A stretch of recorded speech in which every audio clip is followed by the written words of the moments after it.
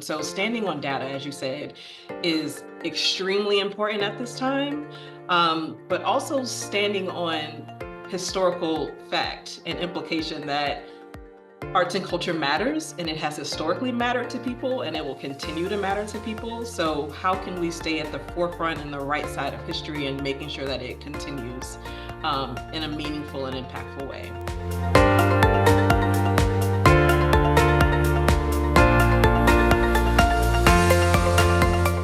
As we continue to reflect on the contributions of diverse leadership this Black History Month and Women's History Month, we at SMU DataArts are excited to take this moment to honor the powerful leadership and resilience of women shaping the future of the arts and cultural sector. Today, we welcome Dr. Barbara-Shae Jackson, research scientist for Slover Linett at NORC, and Dr. Jen Benoit-Bryan, director of SMU DataArts, and conversation to celebrate women leaders in arts and culture. How have women, particularly Black women leaders, shaped and strengthened the arts and cultural sector? Wow, that's a great question. I think in many ways, how Black women strengthen the arts and cultural sector is by being their authentic selves in the space and bringing the natural curiosities that Black women have inherently gained through culture and history into the space, asking questions that are rooted in a Black experience, which is belonging, something we've always grappled with, but bringing that into the arts and culture space and broadening it to think about belonging as it relates to a wide variety of people, but especially the disenfranchised and disinherited. So folks who are not often seen at the forefront of artistic culture and spaces, Black women are really prominent in being sure to create that safe space and space for dialogue and space for connection, where a variety of voices can be experienced and heard. And I think it makes for a better arts and culture community and ecosystem. It- It's such a great response, Barbara Shea, and it makes me think about some of the women who have really inspired me, who are establishing new cultural spaces, right, and new traditions, transforming the landscape of financial support for the arts, and thinking about what narratives are being told, what stories are being told in arts and culture spaces around the country. And there's a few people that I just feel like I learn from on a continuous basis in different parts of that space. I think about Margaret Morton, who's the program director for presidential initiatives at the Mellon Foundation, who's working on things like Imagining Freedom and the Monuments Project, just huge, large scale initiatives that are about whose stories are getting told. Dr. Kelly Morgan, who co-founded the Black Artists Archive in Detroit to preserve the legacies, elevate the voices of Black artists, a really new organization that she co-founded quite recently. And I think too about Diane John Murray, who's executive director for the Black Trustee Alliance, who's really thinking about how to equip trustees who are at a critical kind of decision-making point in organizations with resources to bring meaningful change to their institutions. So it's phenomenal to be able to observe the new growth and the application of resources in important and strategic ways going forward. Yeah, Diane John Murray was on my list as well, in her work with the Black Trustees Alliance. I really admired that work. Vedette Coleman, who was at AAAM, I admire her work as well. And just thinking about how important it is for there to be a collective of art museums and cultural leaders who are Black to have a shared space of even thinking about the field broadly, and how that networking and connective tissue is really, really important to have. I'm really inspired by the work of Lisa Yancey with the Yancey Consulting, who was just really intentional in thinking about the humanity of Black folks and the value that Black folks bring to arts and culture spaces, the uniqueness, the voice. I'm really inspired by her work and her intentionality around thinking of ways to design experiences for that to flourish and that to be on full display. Also really inspired by the work that Stephanie Cunningham is doing at Museum U. So she is really thinking about how arts and culture institutions and folks who are leading those institutions all around the country, their experiences and how they might differ from historically white-led institutions, and really highlighting their experiences and their voices, and not just their needs and challenges, but also their assets, what they're bringing collectively to the ecosystem and how they're making it a vibrant space. And isn't that a project that are you doing some research I'm on? leading that project. Yes, I am leading that Can you project. share a little about what you're exploring there? Yes. So it's the question of, like I said, the uniqueness and the asset mapping really of these cultural institutions that are founded and led by people of color. Right now, we're looking particularly in the Northeast, but hoping at some point we'd be able to expand this project to think about other regions of the country, and thinking about just what their histories are, their voices, how they got started, sort of mapping that part out, and then seeing how there can be developed some sort of online network or database to tie them together in online, but also have a space where that's visible for other folks who might be able to go and see what they're doing, particularly people who have money and who can help support these institutions beyond just knowing who they are, but actually invest in them. So we're hoping to develop a database from this work. As we enter a new political landscape, how can leaders proactively prepare to safeguard diversity, equity, and inclusion? Wow, that's such a good question. Such a complicated question. Um, I think women in particular carry with them a sensitivity um, of just being in tune and grounded and in touch with the emotionality that comes with this work, and the emotionality that comes with negative environments and how that really influences the whole person. That's not to say that men aren't, but I think that women are uniquely attuned to that and sort of bring that cultural sensitivity or that sensitivity to a cultural space, which then becomes cultural sensitivity to the work that that still has to be done. One thing that we'll always do is we'll continue to do the work, regardless of what the outside implications are. But with that, there's a sensibility that needs to be carried into that, which is to think about the whole person, and how it's impacting us all on a deeper level. So we, especially in the arts and culture space, care about the work so deeply. Otherwise, we probably would not be in this space, because there's very little, monetary or any other sort of financial reward that we get from this, other than knowing that we're feeding into something really, really positive and contributing to large scale and large societal It's a impacts. great question, and it's one that I think, are revisiting really frequently as the landscape continues to shift under our feet. We definitely feel the renewed pushback against diversity, equity, and inclusion. And we're thinking about kind of legal and legislative restrictions. We're thinking about changes in public opinion and sentiment, and internal challenges, resistance, or limitations within our organizations. And so some of these are things that I'm using. Some of them are things that I've heard are working for women leaders, but there's a few tactics that I think are worth considering, depending on the space that you're in. The first one, which I have found really helpful, has been continuing to stay informed as a researcher. That's my first avenue, my first go-to, but also level-headed in the midst of a lot of noise. It's so tempting to tune in fully to all of the news that is happening. And I have been coached and mentored by some colleagues about really just waiting to see what are the actual requirements before we make a change, right? Where are we leaping to? Making sure that we're not preemptively cutting off any of our kind of mission-driven work in response to this, really waiting and looking to see what are the actual restrictions on our work. We're also, leaning into ways to let the data do the talking about how diversity contributes to innovation, engagement, and performance. We're wrapping up an NEA-funded study on the cultural workforce in Los Angeles, which will be out in just a few months. But as a spoiler alert, one of the key takeaways of that study and of many others is that inclusion is critical to job satisfaction, intention to stay at an organization, and willingness to recommend that organization to peers. And that those effects are consistent for employees across all demographic groups. Inclusion matters. It matters to everyone within organizations.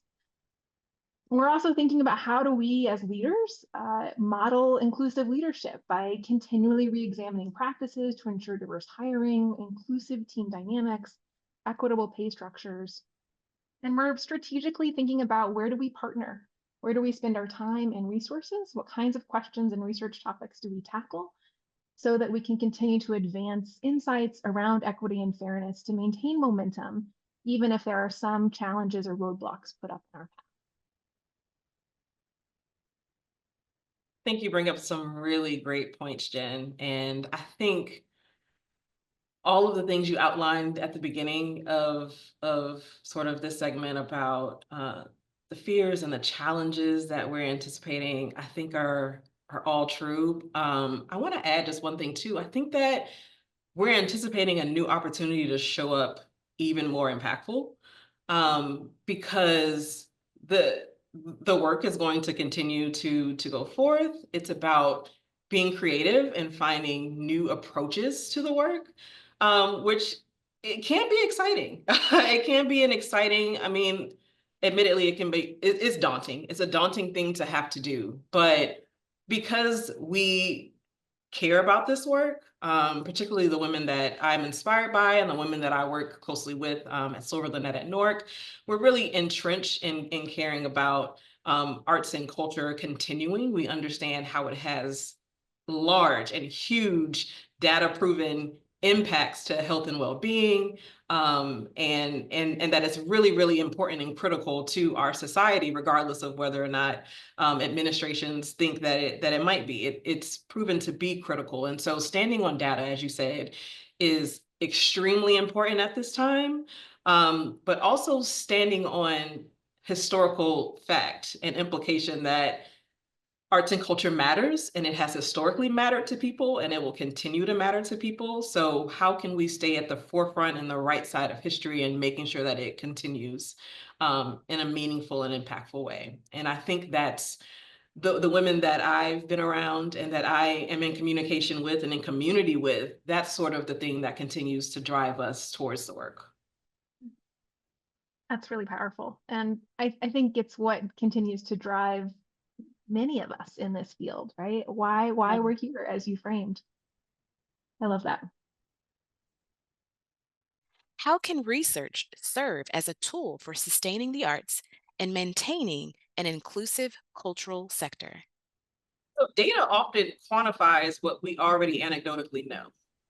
And so what usually inspires the data scientists is sort of this question that's prompted by human experience. You know, we see a trend, we see something that seems to be a reality, but we don't necessarily have the quantifiable language to talk about it. And so from that, we develop a research question. And if you're working towards any sort of community engaged research, we do that alongside community to help give us insights into something that we've been wondering about. And so I think that data still has, it has that power. It has the power to do that in terms of making sure that it is emboldened to sort of lift up marginalized people. It's by keeping community and people at the forefront. That's the way that we leverage data to do that, because if we're not caring about populations that might be at risk, we might not be as curious and thinking about questions that could help generate data to help with any sort of movement forward. So thinking about those communities consistently, even during a time where we're told to not think about them as consistently, still prioritizing all people, of course, but specifically prioritizing those who might be at the margins, because those are the first to be ignored when it comes to data typically, unless somebody is putting them at the forefront. So thinking about critical populations and those folks who are really, really impacted, whose voices are not often represented in data and research, I think is highly important. That really resonates. And it makes me think about how data can be used to demonstrate impact, right? To talk about why arts and culture matters in different spaces, communities, contexts, that it can help identify and draw attention to inequities or where there are opportunities or needs in a community. But I'm just going to circle back to something you shared earlier too, Barbara-Shae. It also can help lift up the strengths and the stories of resilience and of success within communities. And I think in all of those cases, data can be a tool that can be leveraged for advocacy purposes, for change. It can become part of grant proposals or public awareness initiatives. It can inspire grassroots movements and public action for arts funding and policy change. And I think that it doesn't always make that leap from something that we learned, an insight that we found, and the kind of activation of that data. And it's a place that I think we continue to learn more. And I'd love to turn the tools of research actually on ourselves a bit here to think about, like, where do we find that spark? How do we find the people who can activate that data and frame it in a way that it's accessible, meaningful, relevant to them, and can be used for change and to advance equity across the sector? Yeah, I agree. I think that's brilliant.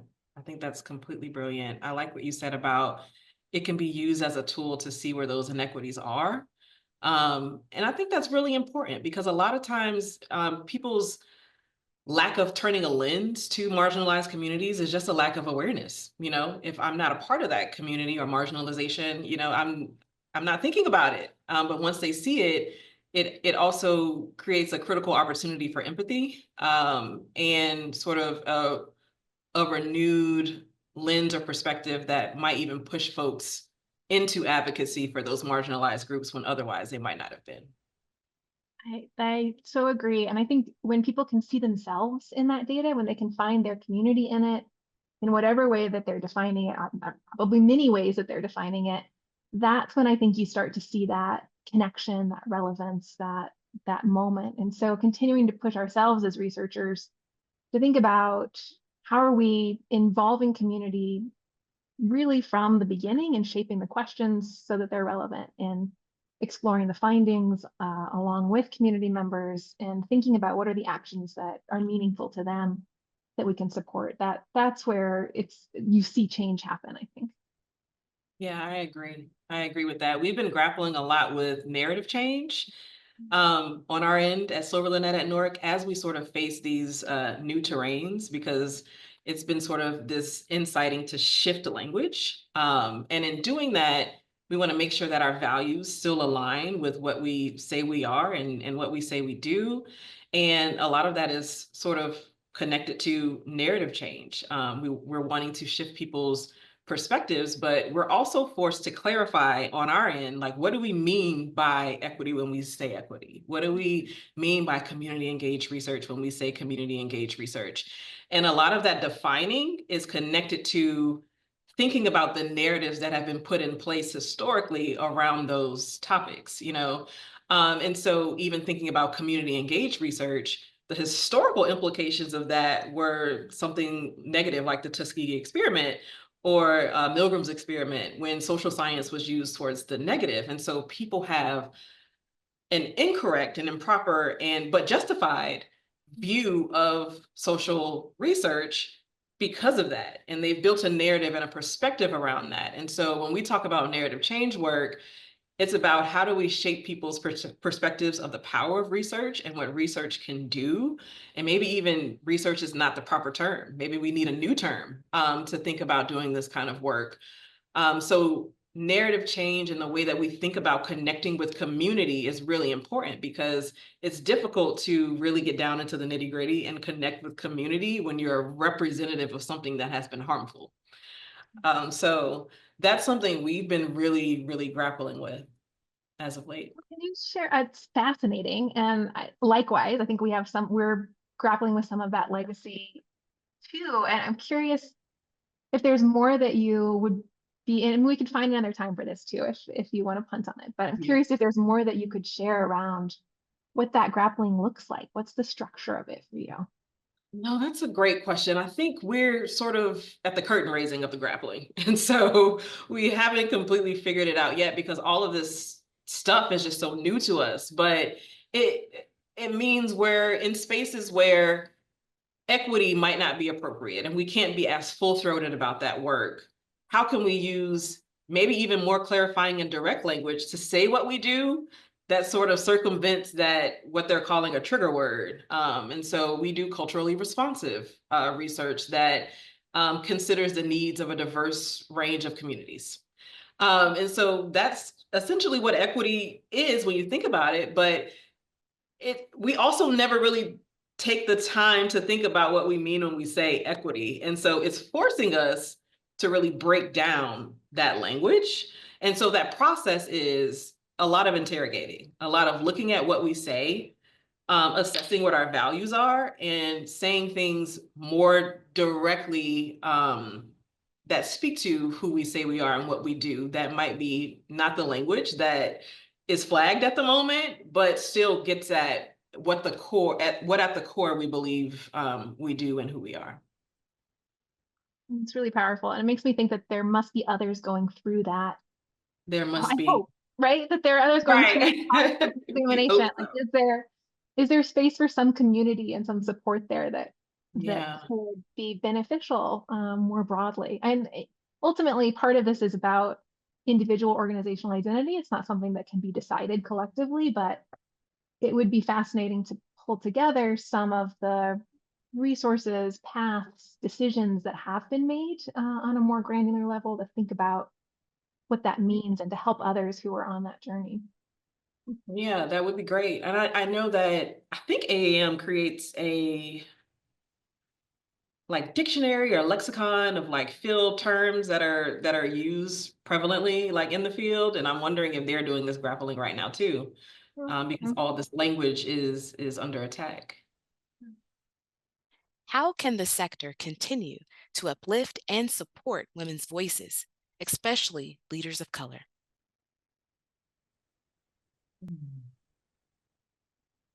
I'm gonna breathe on this question because I really do think it's an exhale moment. I think the sector needs to let women of color be themselves. Like, just give us the space to be our authentic and full selves and use our voices in a way that we inherently know to do. You know, a lot of times, and I'm speaking from personal experience, I show up knowing how to be full throated in what I believe and think, but it's like the question of whether or not this is a safe space to do it. And the safety is not determined by my colleagues at all. It's really determined by this social environment that we're in right now, where nobody knows what's safe or who's watching or what can be said.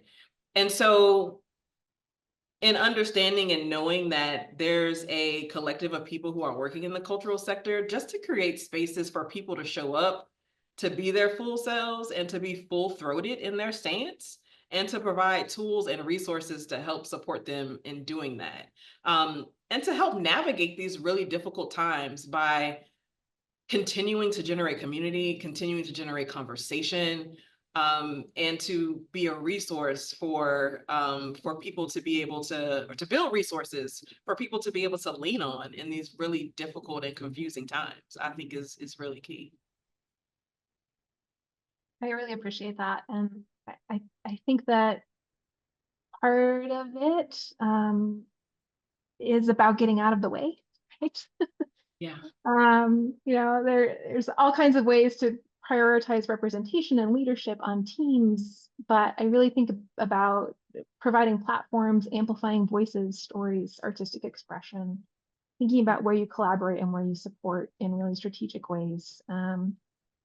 And I think, as you shared, there's potentially something around like identifying and tackling some barriers, right? And some supports to BIPOC women who are in leadership positions, and I think are not in many cases, receiving the full support of their boards, of their staffs in executing their work. So it's been interesting to observe and see spaces where there have been real gains in representation, but tenures might not be particularly long if people aren't supported in those positions in true, authentic, meaningful ways where they can bring their full selves into that space in a safe way. And perhaps it doesn't need to go said, but I do think that there's something around continuing to challenge systemic biases and white supremacist culture within your organization, tracking and addressing pay disparities, tracking and understanding the diversity of your team, thinking continuously about your practices. Like how do we make spaces safer and safer going forward and more inclusive? Definitely a journey, right? Not, a checklist.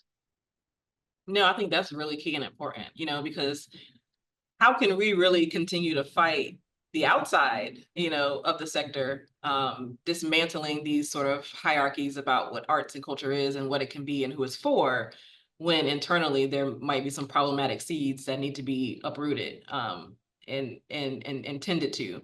I think you're hitting the nail on the head with that. I think often women who face glass ceilings and Black women who face both racial and glass ceilings often deal with, like, how do I fight external battles when I'm also fighting internal ones? And so making sure that spaces are safe within these organizations that are doing the cultural work, I think is definitely key and central to this.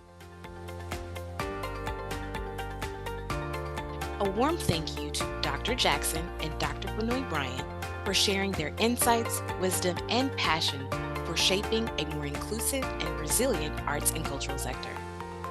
For more information on SMU DataArts and Slover Linett at NORC, please visit our websites listed below. For the latest in arts research, subscribe to the SMU DataArts newsletter and follow us on social media.